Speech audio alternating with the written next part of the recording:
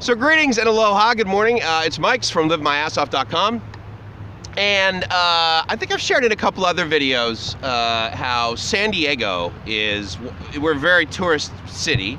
Yes, we have, biotech and telecommunications and that sort of thing that we're sort of famous for as far as generating lots of revenue. We also have over, 2,000 very small businesses, meaning less than 5,000 people. But that said, one of the things that I've shared about San Diego is that the personality of San Diego is significantly different on a weekday versus on a weekend. And so I had some time this morning before an appointment so I thought I'd come down here to the beach, which is right down the street, right down the street from my house. And yeah, I'm at the beach and I'm in a jacket and a scarf. I wear scarves even if it's 70. But it was 48 degrees in the car on the dashboard when I drove over here this morning. So,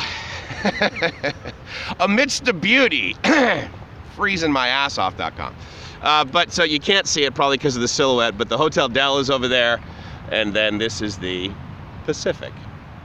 And so I get to live here, and so it is an absolute blessing and honor, and I'm very grateful. And so I thought I'd share a little bit this morning about so here's an interesting thing. So I had a buddy, sorry, he's not a buddy, he's just a guy that I follow on YouTube, but he's a great guy, and his information about the world is actually very interesting. So if you have an interest, I'll put his link below, but hobotraveler.com is his website. And so his name is Andy, and so Andy's from basically the Midwest, or the middle of the country, and has been traveling for like almost 20 years. And so it's interesting to hear his perspectives and his experiences along the way. And I started following him on YouTube probably, I don't know, 3 years ago, probably 4 almost now. And what's interesting, of course, is when he started, there was no internet, there was no vlogging, there was no, he had newsletters, right, that he would send out to people about his travels. And that just amazes me. But then I thought back on, there was a professional newsletter that I used to subscribe to, and it came in the mail like I don't think it was every week, but it was certainly every month.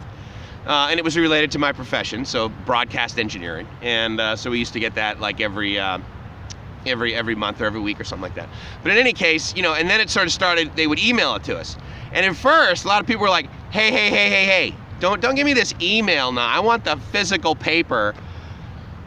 And then of course, they'd be like, all right, fine, send me the email, and then they'd print it, right? And then they would scan it and email it to themselves after they faxed it back. But no, anyway, so it's really cool to be able to, so as an example, I sent this guy a video, and actually I was wearing the same scarf, interestingly enough. And I asked him about paying taxes in foreign countries, how foreigners to us, meaning locals in other countries, bother paying taxes. And I was honored, he answered it was totally cool. Actually, I'll put that link below too. In case you want to see his answer, because his answer is quite detailed, and I like his thoughtfulness in answering the question. So anyway, but I wanted to kind of touch on the fact that there is so much information out there, and I humbly just sort of cruise around with my camera, my phone. And randomly, not randomly, I suppose, it's daily sort of thing. I made the commitment at the beginning of the year to upload and publish 1 video every day. And so some of those are like multiple videos from various places, and then some from here in San Diego. And then let's see, at the end of the month, I'll be going literally around the world because of various restrictions on my American Airlines ticket, right? I mean, it's a quality problem. I get to travel around the world. It's certainly less efficient because if you're going to go to Southeast Asia from California, from the West Coast, you go over the Pacific and then you return over the Pacific. But because of this airline ticket voucher that I have, and if I don't use it, then I'm wasting like $1,500. I need to fly them over the Atlantic. And so that involves me flying from Southeast Asia to the rest of Asia, and then over the Middle East, and then over the Atlantic, and then over the East Coast, and then back to the West Coast. So But, you know, it's an adventure, right? I mean, I didn't get into travel because I was like, God, I can't wait to go on these really long trips. I mean, 45 minutes, that's a long, no, dude. This is a 45-hour commitment out of my life, but it'll be interesting because, I mean, I've never been to the Middle East. And so that'll be kind of cool. But the personality of San Diego and the personality of other cities when it is non-popular time, that actually is the time I really like. Like, I really love mornings, and I have since I was a kid. When I was a kid, I was able to go camping on the Boston Harbor Islands. So I grew up just south of Boston, and in the Boston Harbor, I mean, the Boston Harbor is not just the harbor, but if you consider like basically the Boston Bay, if you know, you go all the way sort of from what is Hull or Nantasket Beach all the way into Boston Harbor, there's a bunch of harbor islands there. And so we used to go camping on those. And it would be awesome, and I would hang out with my buddies, and we'd do bonfires, you know, at the beach, and then grab the tent, and then we'd moor the boat off the beach. And but I used to love getting up in the morning like at this time. And one of the things my body just does now, and I'm grateful that it does, is I wake up at like 4:30, sometimes 4, sometimes 3:30, 5 or so in the morning without an alarm. And you could argue that one of the reasons is because I travel all over the freaking world, and even a 3-hour time change, my body's like, okay, well, I'll get used to the local time zone, and then I cruise home here to San Diego, and it's like, look, dude, I don't really care where you are. At the end of the day, we're waking up right now.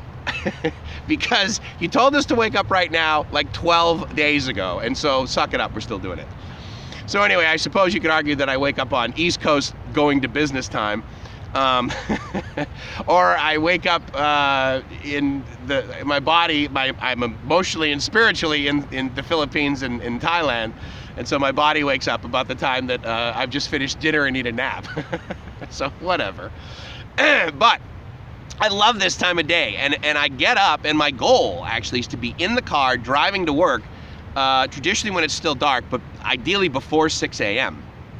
Because I feel like I'm getting extra. Like, I feel like I'm getting away with something, you know? Because it's like the rest of the world is like, oh, I got up really early, I got up at 6 o'clock. Or I got up really early, I got up before 7, or I was at the office before 8, I was really early. And that's cool, that's how those people label their lives, and they're comfortable with it. Me, I like to get up, like I like to be in the parking lot and parked and walking into my office when it's still dark. I feel like I'm getting away with something, I feel like I'm getting extra, and I feel like I'm doing extra. I feel like I'm accomplishing more, which is really cool. You know, you probably heard some people say when they get to the office early and you come in, you're like, oh man, you're here early. And you know, the conversation, hey, what's up, how's it going? And they're like, oh, I love getting here early, I get so much work done with no one around me. Now, that's not necessarily the case for me. I actually like a lot of human interaction, and even the chatter in the background, for whatever reason, it's almost energetic for me. It almost gets me working more. So anyway, so I just wanted to share that part about my life from the morning, and I'm curious whether that's sort of something that you do, or whether you're one of these night owls. You're like, no, Mike, I get extra by getting up at like noon, but then staying up till like 3 or 4 in the morning. And I got a buddy, Rike, who does that quite frequently. And he, like me, we share a very similar sort of work trait, which is, okay, I'm gonna start working on this, and I'm probably not gonna pee for like a good 36 hours until this is done, which is probably totally unhealthy. But you know, I don't know, maybe it's an American work trait, entrepreneurial sort of thing, which is like, go. Don't eat, don't sleep. I mean, I'm actually not that insane, nor is he. But it's one of those deals where it's like, I'm gonna start this, dude, and I am gonna absolutely get a lot of work done on it. I'm gonna get some momentum going, and I'm gonna keep doing it. So that is definitely something I do. And so the way that sort of manifests itself in my life is that I get up early. I like getting up early. I also like, you know, coming to the beach early. Because I feel like I'm getting more, and I absolutely am, because from an only child perspective, I'm not sharing this thing with anybody. There's even seagulls that are like coming by going, okay, yeah, sorry, we'll be back, it's all yours. Yes, I talk to the birds, and I talk to the ducks. So anyway, so from Coronado, and right down the beach from the Hotel del Coronado, I hope you're living the dream. I truly do, because if you're not, I would submit to you that it's not going to take that much energy to shift away from the discomfort you're in. I'm not saying you're going to shift into perfection. You're not going to go from being $20,000 in debt to having $100,000 cash in your pocket. Possibly. You can. It's possible. But I don't know how probable it is. But the reality is you can make that little shift and maybe go from $20 to $18,000 in debt. Or you can go from having $1 in your pocket to having $100 in your pocket. All that stuff is possible. The little baby steps. And I absolutely honor you if you're watching this and you think to yourself, holy crap, I actually just did that, but I forgot to acknowledge it. I just made a pretty awesome baby step. I should share that with people. Anyway, that's all part of living the dream, the trajectory. I would submit to you, or at least my interpretation, my judgment, my definition of the living the dream, is that my trajectory, for the most part, it may go up and down and dip, and you could argue that it looks a lot like the S&P 500. But the trajectory is in the right direction. Towards better. Better's up there. Towards better. And I may, falter along the way. I love what my buddy said recently. He goes, we don't lose. We either win or learn. So I like that nugget. Take that with you for today, if you will. Anyway, hope you're living the dream. Ciao.